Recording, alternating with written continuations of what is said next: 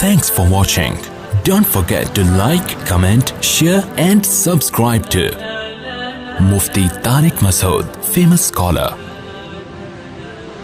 تو عمومی طور پر تو ایسا ہی ہوتا ہے. کبھی کبھار ایسا ہوتا ہے کہ وہ قدرتی حادثہ نہیں ہوتا بلکہ اللہ کا, بولو بھائی, عذاب. یعنی عذاب کا مطلب اس کی کوئی لاجک نہیں ہوتی, وہ خود بخود ہو جاتا ہے, کوئی وجہ نہیں ہوتی اس کی. جیسے قرآن میں آتا ہے ہم نے پچھلی امتوں پر فرشتوں کو حکم دیا چیخ مارے, اتنی زور سے چیخ ماری کہ لوگوں کے کلیجے پھٹ گئے. اب چیخ مارنے کی تو کوئی سائنٹیفک لاجک نہیں ہے نا, کوئی سائنسدان نہیں کہتا کہ فرشتہ لیبارٹری میں آ ہی نہیں سکتا, وہ روشنی ہے, وہ نور ہے, وہ مادی چیز نہیں ہے. ایسا بھی ہوتا ہے, بعض دفعہ ایسا بھی ہوتا ہے کہ ہوتا قدرتی حادثہ ہے مگر وہ قدرتی حادثہ اللہ لوگوں کے لیے عذاب بنا کے لاتے ہیں. اس کی مثال ہے جیسے آپ بیمار ہوتے ہیں تو بیماری کی بھی تو کوئی لاجک ہوتی ہے نا, لیکن لاجک کے باوجود وہ بیماری آپ کے لیے رحمت نہیں ہوتی بلکہ اللہ کا عذاب ہوتی ہے.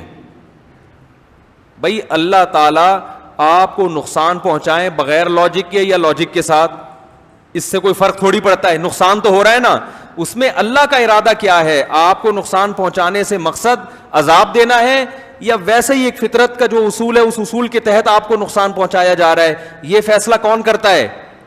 اللہ کرتا ہے.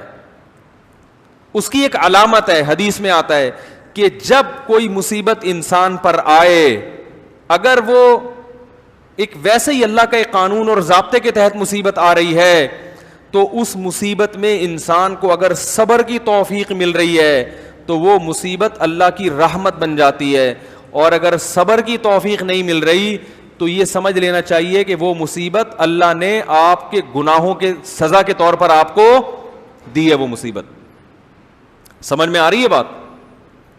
تو بسا اوقات تو کوئی لاجک نہیں ہوتی. ویسے ہی جیسے قوم لوط پر عذاب آیا, اللہ نے اٹھا کے الٹا پٹک دیا, اور قوم سمود پر عذاب آیا, قوم عاد پہ عذاب آیا ہواؤں کا, وہ واقعی عذاب تھا اور آج بھی آتے رہتے ہیں.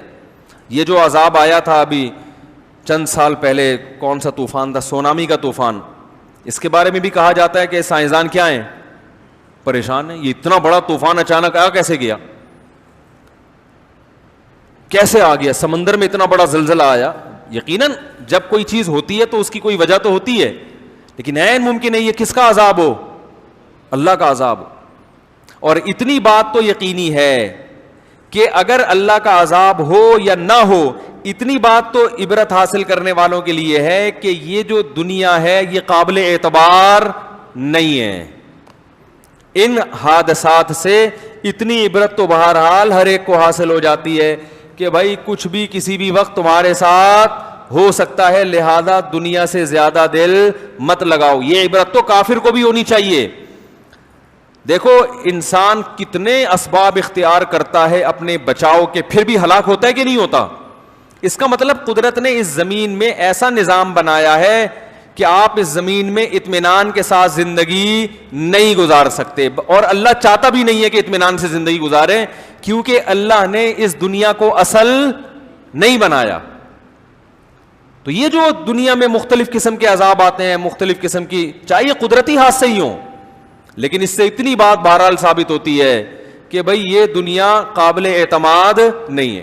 مفتی طارق مسعود صاحب کے بیانات سننے کے لیے youtube.com/مفتی طارق مسعود کو سبسکرائب کریں, اور اگر آپ لائیو ویڈیو کو کبھی بھی مس نہیں کرنا چاہتے ہیں تو سبسکرائب کرنے کے بعد بیل آئیکن پہ کلک کرنا مت بھولیں.